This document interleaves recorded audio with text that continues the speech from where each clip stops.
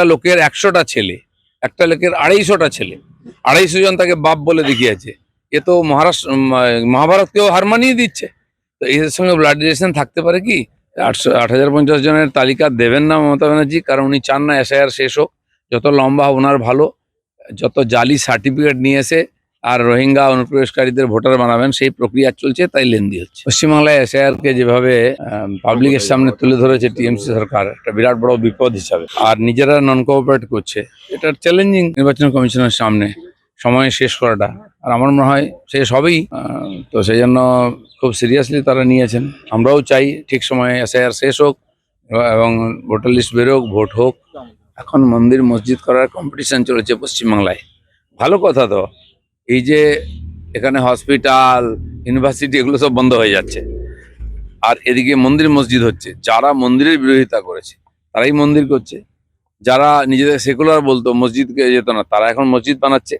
খেলার নাম বাবাজি, ভোট এসেছে, অনেক কিছুই হবে। কমপক্ষে নেতাজি সুভাষ থেকে রবীন্দ্রনাথ ঠাকুর, বঙ্কিমচন্দ্র, শ্যামাপ্রসাদ, বাংলার মহাপুরুষদেরকে তো নরেন্দ্র মোদী সম্মান দিয়েছেন। বন্দে মাতরম লেখা হলো পশ্চিমবাংলায়, তাকে মহাপুরুষ বলি আমরা বঙ্কিমকে। তার জন্য কি করেছে টিএমসি সরকার একবার মনে করছে কি? 150 বছর হয়ে গেল, সেটাও করেনি। যদি নরেন্দ্র মোদী সেটাকে সম্মান দেন, এবং যে বন্দে মাতরম মন্ত্র নিয়ে হাজার হাজার বিপ্লবীরা ঝাঁপিয়ে পড়েছে দেশের কাজে, গুলি খেয়েছে, ফাঁসিতে গেছে, তাদেরকে ভুলিয়ে দেওয়ার চেষ্টা হচ্ছে। এই পাপটা তো টিএমসি করেছে, সেই জন্য তার বিদায় হওয়ার দরকার আছে। না না, এই যে 50 লক্ষ শ্রমিক বাইরে কাজ করছে, যদি বাঙালিদের বিরুদ্ধে সবাই আওয়াজ তোলে আর তাড়িয়ে দেয়, মমতা ব্যানার্জি কি করবেন? এই যে বাঙালি বাঙালি বলে অবাঙালিদের প্রতি এখানে দুর্ব্যবহার করা হচ্ছে। কেন্দ্রীয় সরকারের বিরুদ্ধে ব্যবস্থা, যেহেতু মেট্রো রেল এখানে কেন্দ্র সরকার করছে, সেটা হতে দিচ্ছেন না।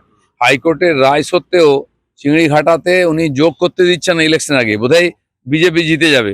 সুপ্রিম কোর্টে গেছেন, এর চেয়ে নক্কারজনক কি